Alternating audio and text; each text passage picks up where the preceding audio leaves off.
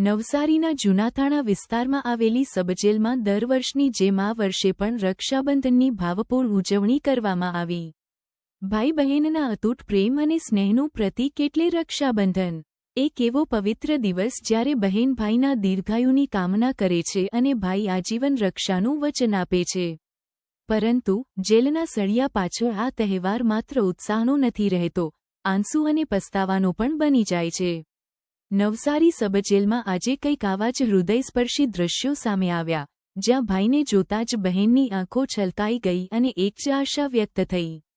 સમાજના મુખ્ય પ્રવાહથી દૂર, પોતાના ભૂતકાળના કર્મોની સજા ભોગવી રહેલા કેદીઓ માટે આજનો દિવસ લાગણીઓનો મહાસાગર બની રહ્યો.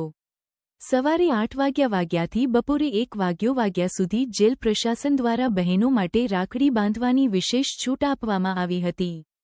હાથમાં પૂજાની થાળી, મોં મીઠું કરાવવાની મીઠાઈ અને આંખોમાં અશ્રુ સાથે જ્યારે બહેનોએ પોતાના લાડકવાયા ભાઈના કાંડા પર રક્ષાસૂત્ર બાંધ્યું, ત્યારે સમગ્ર જેલ પરિસર લાગણીસભર બની ગયું હતું. નવસારી સબજેલમાં કાચા અને પાકા કામના તેમજ મહિલા કેદીઓ મળીને કુલ 360 જેટલા કેદીઓ સજા કાપી રહ્યા છે, જેમણે આજે પોતાના પરિવારજનો સાથે આ પવિત્ર પર્વ મનાવ્યો છે. જેલ પ્રશાસન દ્વારા મુલાકાતીઓ માટે પૂરતી સુરક્ષા અને સુચારુ વ્યવસ્થા ગોઠવવામાં આવી હતી. ડીજી ડો.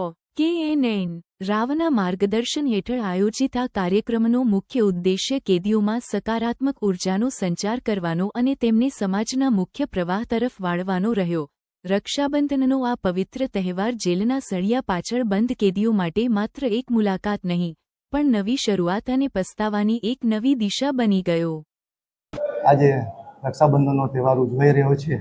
અમારા શ્રી ડીજી સાહેબ ડૉક્ટર KNN રાવના માર્ગદર્શન હેઠળ કાર્યક્રમનું આયોજન કરવામાં આવેલ છે અને આ કાર્યક્રમમાં બંદીવાન ભાઈઓની બહેનો, લાડકી બહેનો બહારથી આવે છે, એમની કલાઈ પર રાખડી બાંધે છે અને એમને ભગવાનને પ્રાર્થના કરે છે કે વહેલામાં વહેલી તકે જેલમાંથી મુક્ત થાય, પોતાના પરિવાર, સમાજ અને દેશ સાથે રહે અને આશીર્વાદ આપે છે કે તંદુરસ્ત, સમૃદ્ધિમય અને સુખી દીર્ઘ આયુવાળું જીવન મળે એમને.